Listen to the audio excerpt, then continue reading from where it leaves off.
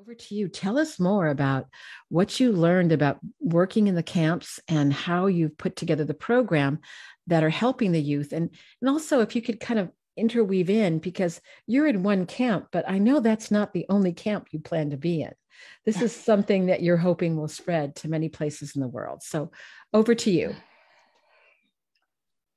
So, interviewing Syrian families, both in community and in the refugee camp. Now that I know, a book or a film is ultimately not what I want, what was the right path for me out of this experience, and that I wanted to create something that was going to have a longer lasting impact on the refugees themselves. So prior to this, I've done a bit of work in technology, and I was an early adapter to a lot of new platforms, right? So this is 2015, 2016. And I was really curious about the refugees' relationship with technology. In the Middle East, mobile phone penetration is high. It's about 1.1 per person, which means that almost every other person has like two phones, right? They will have a smartphone and then kind of a basic dial-up mobile phone. Refugee families were not any different.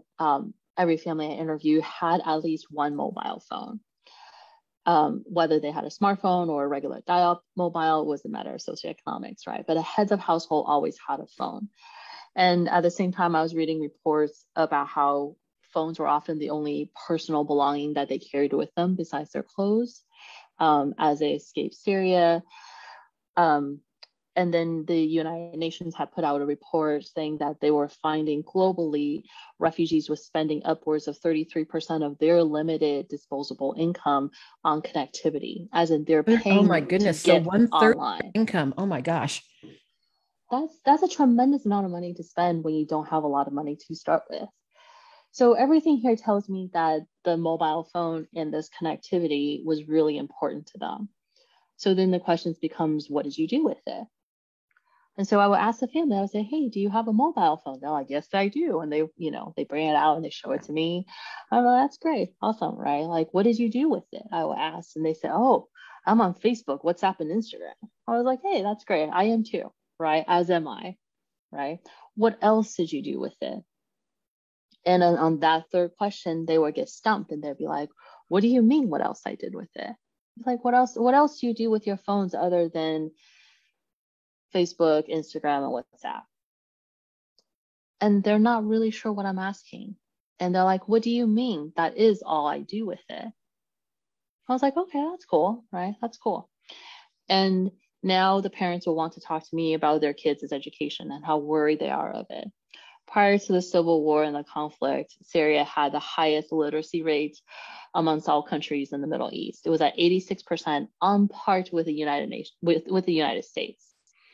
The Syrians was as literate as Americans. Syria also had the highest girls attending school percentage across the region as well. So they were a very educated populace that put an emphasis on education as a whole. So the parents were concerned. They were concerned about their children's education. And I would ask them, I would say, have you ever looked for things, videos, platform, games, programs that the kids can learn online to help supplement those kind of anemic education opportunities that they have now that they're living in a refugee camp?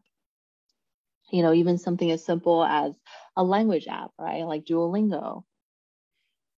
And they'd be like, what? It's because, boy, that question was a very important question. What else?